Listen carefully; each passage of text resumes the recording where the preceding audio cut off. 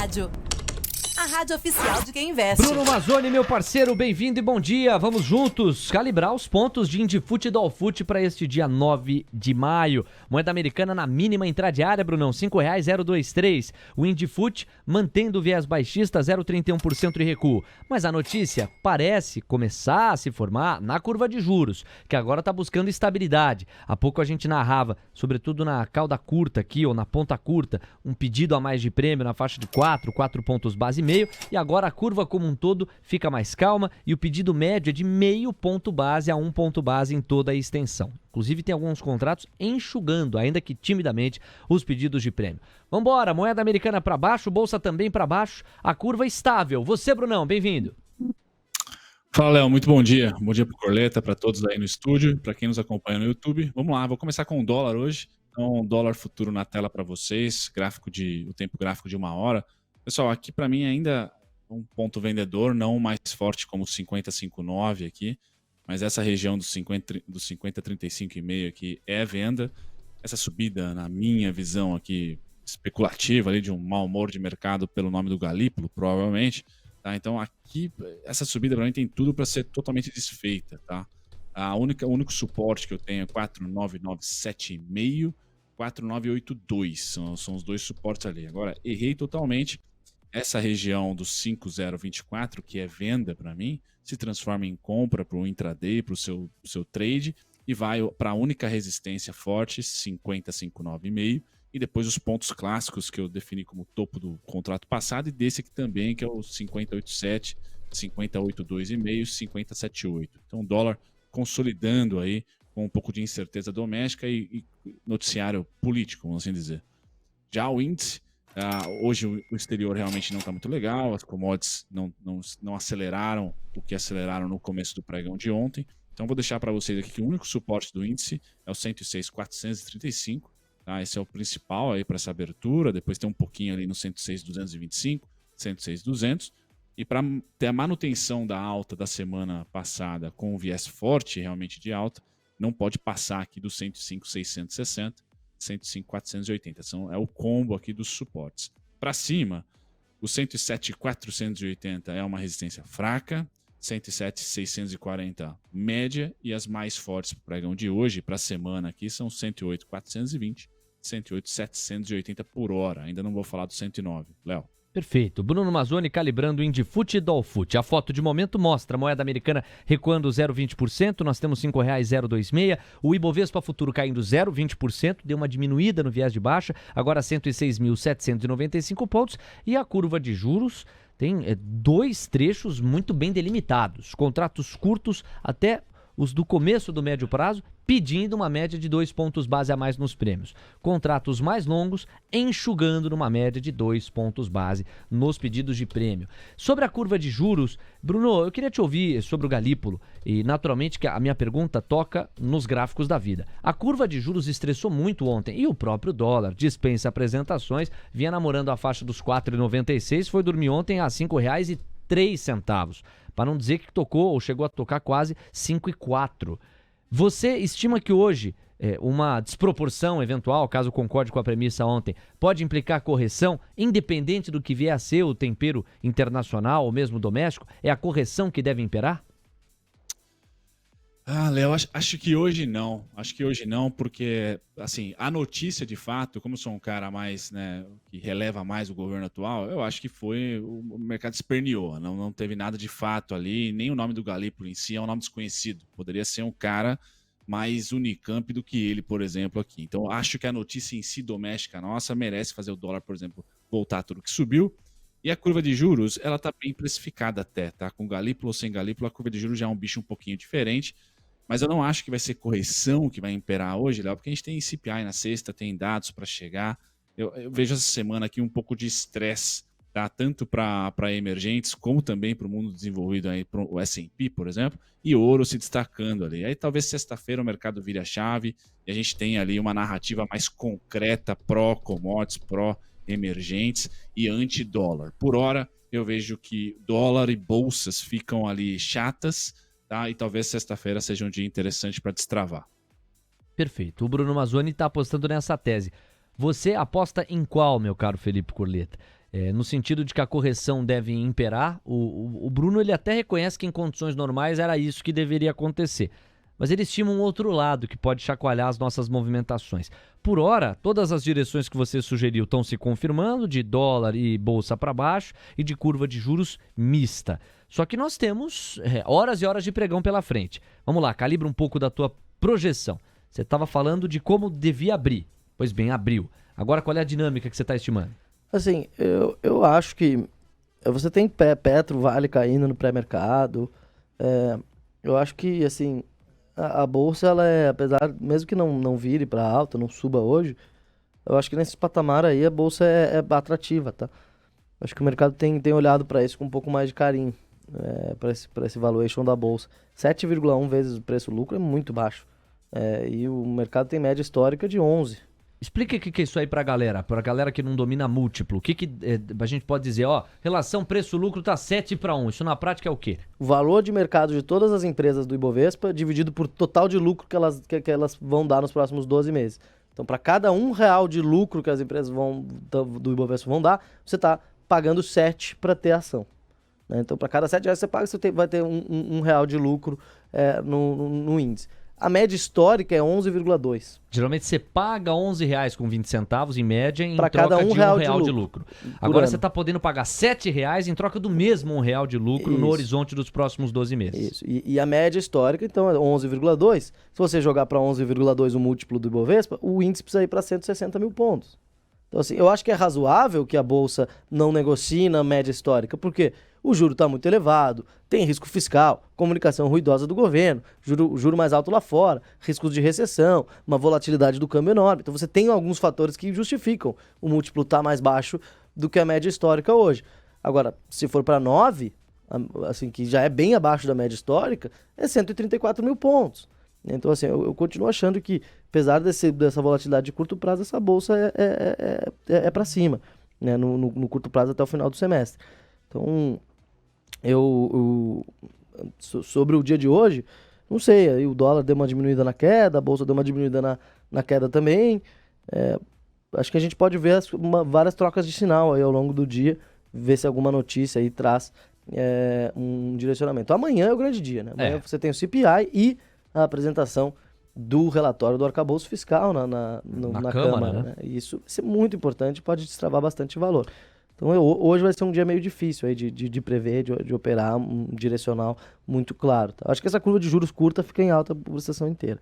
O restante pode mudar de sinal ao longo do dia. São 9h13, a gente agora vai para 3 camadas. A primeira é um destaque corporativo, para a gente já dar um aperitivo do que pode ser o mercado à vista. Vamos falar de Braskem, é o Caio quem vai trazer a informação. A segunda camada são os destaques de agenda. É um dia bastante fraco, esvaziado, mas a gente separou alguns dos pontos para você colocar no radar.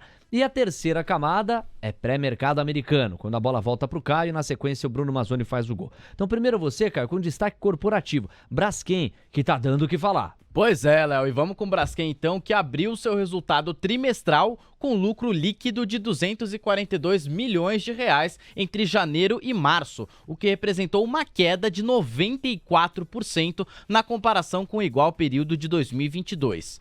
Ontem, as ações da petroquímica chegaram a saltar 22% após a Novonor comunicar a Braskem que recebeu uma proposta não vinculante. E no fim do dia, a alta do papel diminuiu um pouco e foi diminuiu bastante e foi de 6,48%. Fechou a R$ 25,30. Você já narrava ontem, nesta parecida altura da edição de segunda-feira, que era porrada, né? A notícia sugeria porrada para a Braskem. Subiu quase 30% em alguns momentos do dia. Fechou com um fôlego interessante de 6,5%, mas bem distante, quase um abismo em relação ao pico de subida, a máxima intradiária atingida ontem. O que você pode falar da petroquímica? É muito difícil de operar esse tipo de notícia. Você tem uma perspectiva de... Ontem alguns bancos trouxeram ali uma ducha de água fria, né, nos seus relatórios, Bradesco, BBI, BTG, dizendo que por 47 provavelmente a Novonor não topa vender a Braskem. Precisaria de algo perto de 60 para compensar o que ela teria que pagar de imposto na operação e conseguir pagar os 14 bi que ela deve para os bancos lá ainda quando era a Odebrecht. Né? Eu acho que é muito difícil, é um negócio que já aconteceu várias vezes. Se você olhar no gráfico de Braskem, tem vários picos, né? Ela dispara com, vai vender. E aí depois ela começa a devolver, depois dispara de novo. Nos últimos anos aconteceu isso umas 3, 4 vezes. Então é difícil de projetar se vai acontecer. E quando você quer arbitrar essa aquisição, você vai falar assim, qual que é a chance de acontecer? Se a chance é 100%, o papel vai por R$47 na hora. Né? Porque vai ser 47 que vai sair, os caras vão comprar. Pronto. Agora, não é 100%. Agora, o que é importante falar? E tem alguns contribuidores que já gostam de Braskem, a parte dessa história. Para baixo, a simetria parece limitada. Vai voltar para o preço que estava negociando antes, de ter esse rumor de fusão de aquisição. Beleza, tem 20%, 20%, 30% para baixo. Para cima tem um horizonte grande. Então, é uma operação assimétrica, uma operação bem arriscada, não é uma operação fácil de ter Braskem nesse momento. Tá? Mas eu acho ótimo que tenha mais fundos interessados. Aí ontem já tinha um rumor de que a Petrobras podia fazer lá uma troca de ativos junto com o Mubadala Capital, com os árabes lá, para entregar a sua participação na Braskem, pegar uma refinaria de volta que tinha sido vendida. Então, assim, você tem aí uma dificuldade grande de precificar. O mercado devolveu bastante depois do posicionamento dos bancos ontem sobre o caso de Braskem, sinalizando ali que R$60 é o preço que a Novo Honor vai exigir. Vamos ver como é que vai se dar essa operação. Se não avançar, a tendência é começar a voltar para o preço que estava negociando antes. São 9h17, especialmente para o Ike Grafista, para o Diego Ribeiro, para o André, que fala do Paraná. Quem mais? Pro Renan Moreira, pro perfil Abrangente. Obrigado pelo carinho de vocês. Já temos 300 likes. Coisa boa. Bora pros 400, hein? Se você chegou e não likeou, não deixa de likear. É o maior prestígio que você pode nos dar, a cobertura. Afinal de contas, com isso a gente alcança mais e mais pessoas. Obrigado mais uma vez pelo carinho, por escolherem estar conosco. O Rivotrilder, não confundir com o Rivotrilde, também tá por aqui. E tá dizendo, o Ibov hoje vai ser igual o golfinho. Será, rapaz? Olha a pergunta do Rodrigo Brasil, Coleta, no pique, hein? Léo, bom dia. Como saber se esses múltiplos, ou mais do que isso, como saber os múltiplos da Bolsa que o Coleta mencionou há pouco para justificar que ela tá barata? Preço-lucro. Gratidão. Valeu, Rodrigão. Olha, em geral, esse tipo de informação, ela é calculada, né? Porque o que você faz? Você tem o preço-lucro ex-post, onde você olha para o lucro dos últimos 12 meses, mas aqui não tem muita lógica, né? Você está olhando para trás. O mercado sempre procura olhar para frente. E o preço-lucro forward, que ele usa o consenso dos analistas para o lucro dos próximos 12 meses. Né? Então, esse número varia. Se você olhar na XP7, no Itaú 6,9, no BTG. Eu estou aqui com o do Itaú, vamos ver se eu consigo colocar na tela aqui. Um instante. Bastidores, porque quem sabe opera ao vivo aqui. 9,18 são alguns dos mecanismos para você trabalhar as projeções e fazer a relação preço-lucro, pois não? Acho que a gente tem aqui na tela. Itaú. Ó. Esse gráfico aqui, ó. Agora, esse é um mergulho que aqui, tem... ó. Ó. Esse aqui é o múltiplo preço-lucro da Bolsa Brasileira ao longo do tempo. Essa linha laranja é a média histórica dos últimos 10 anos, 11,2. E o patamar atual, 7,1. 6,7 vezes é o patamar 2 desvios padrão para baixo. Que é algo que realmente, assim, acontece uma vez a cada 20, 30 anos que ele atinge essas linhas cinzas, né? Então você teve ali em 2020, quando as perspectivas de lucro despencaram muito, né? Então, assim, você teve esse movimento de alta forte da Bolsa e agora a gente está estabelecido num patamar mínimo de muito tempo, né? Se a gente fosse mais... Olha que 2014, 2015, gente. Era a crise da Dilma. A Dilma estava cortando o preço de energia elétrica na canetada. Você tinha um processo de impeachment acontecendo. E a Bolsa estava negociando 9 vezes. Né? Então, por isso que eu falo que eu acho que é razoável esperar uma reprecificação da Bolsa, especialmente depois da apresentação do arcabouço fiscal, em função de parou de cair as commodities, né, nesse último final de semana, também é um ponto importante. E os balanços corporativos têm vindo muito positivos.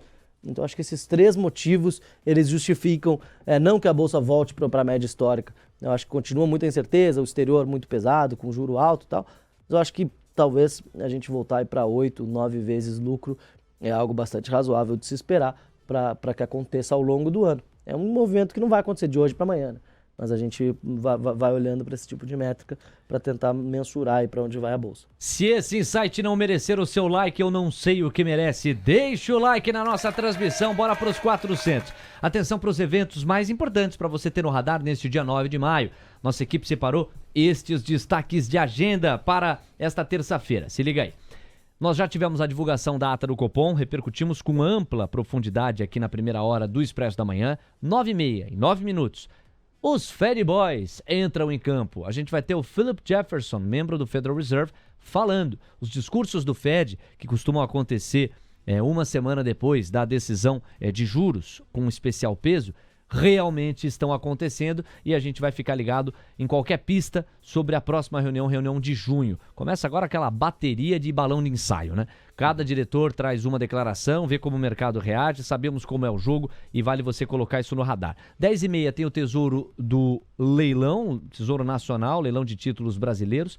Lula tem 2 destaques de agenda. Cerimônia de inauguração da linha de produção do caça Gripen, às 11 da manhã, e cerimônia de chegada do primeiro-ministro dos Países Baixos, Mark Rutte, às 4h30 da tarde. Quaisquer falas de Lula que toquem em economia, mercado, potencial de precificação, interessam e a gente vai ficar ligado nesta busca.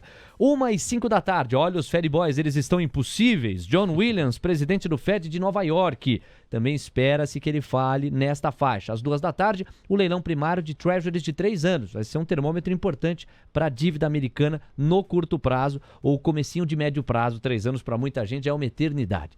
Às 5h30, variação de estoques de petróleo e API e nos balanços pós-mercado, caso brasileiro. Cury, CVC Brasil, Eco Rodovias, Melius, Minerva, Vivo e Dux, Brasil Agro, são alguns dos destaques. Quando a gente vê os Estados Unidos, Airbnb está chamando a atenção por lá no pós-mercado. Muito bem, destaques de agenda devidamente contemplados. Vamos agora à fotografia do pré-mercado americano com o nosso Caio Melo, o gancho para que o super Bruno Mazzoni encerre esse primeiro mergulho, nos levando para os gráficos da terra do Tio Sam. Pois não, Caio? Vamos lá para a terra do Tio Sam, então, Léo. Dow Jones Futuro nesse momento recuando 0,32%, 33.578 pontos. S&P 500 Futuro recuando 0,34%, 4.138 pontos. E o Nasdaq Futuro, a bolsa da tecnologia americana, está recuando 0,48%, 13.286, Léo. Perfeito. É o gancho para você fazer o gol, Brunão. Vamos lá, para os Estados Unidos com você. Vamos lá, Léo. E eu coloquei o CPI na sexta-feira, né? Troquei o CPI pelo payroll, pessoal. Então aqui só fazer uma errata rapidamente. O nosso dólar pode ficar estressado até amanhã, tá? Então tem o CPI, um dado importante, acho que é maior do que o Galípolo, do que o evento Galípolo fez o dólar subir simetricamente aqui, o número de pontos. Então talvez hoje o dólar seja muito chato, de lado, assim como o S&P, e também o nosso índice Bovespa fica todo mundo de ladinho, e amanhã é um dia bacana, até o meio da semana, para definir se a gente trade a recessão ou se a gente trade a inflação, né? Então tem esses dois nuances aí, um CPI pode ser a cereja do bolo aí para despertar a tendência, e não sexta-feira, tá? O DXY quieto, continua na dele ali, amanhã, pode ser um dia específico onde o CPI azedo possa trazer ali o dólar para 103,948, ruim para commodities, ruim para nós, então tem esse pontinho aqui do 103, ou pode derreter ou começar uma derretida leve, né, até os 99,41. Então, quarta-feira é o dia importante, na minha opinião, o mais importante aí da semana.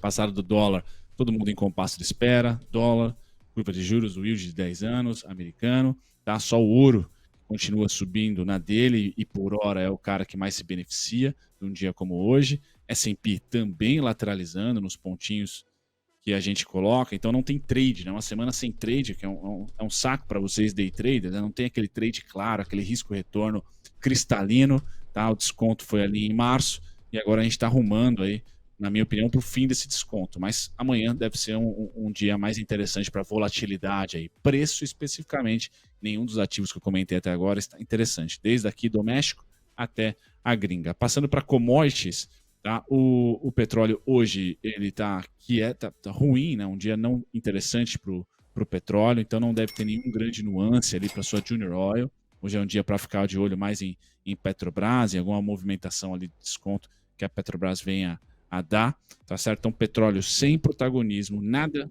com grande protagonismo hoje. E o minério de ferro também não. Todo mundo fazendo caudas aí, ou pavis, né, em relação ao dia de ontem. Gráficos semanais que eu sempre utilizo para vocês. Pessoal, não me parece ser hoje o dia da mudança, o dia da volatilidade. Parece que é amanhã ou pós-CPI, pós-quarta-feira, Léo. Então, sem grandes protagonistas, quem se beneficia, renda fixa nos países que têm juros real como o nosso, e ouro, tá? Ouro também se beneficia no dia de hoje. Perfeito, Brunão. Super obrigado. E você, na margem de erro Datafolha, acertou, porque sexta-feira tem inflação, sim, brasileira, tem o nosso IPCA. Brunão, obrigado. Até a faixa das 10. No Avista. Valeu, obrigado pela essa ajuda. TC Rádio, a rádio oficial de quem investe.